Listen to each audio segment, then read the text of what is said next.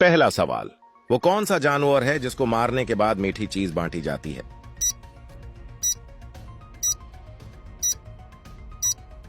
सही जवाब है सांप। अगला सवाल, किस चीज का घर में ज्यादा हो जाना जादू की अलामत है?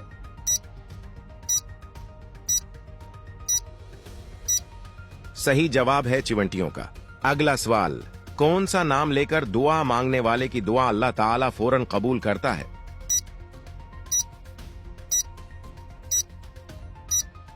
सही जवाब है या जबार। अगला सवाल, वो कौन सा जानवर है जो हमेशा जिंदा जानवरों का गोश्त खाता है?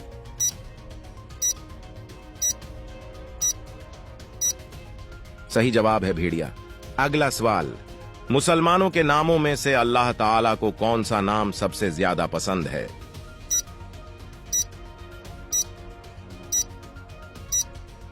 सही जवाब है अब्दुल्ला नाम रखना।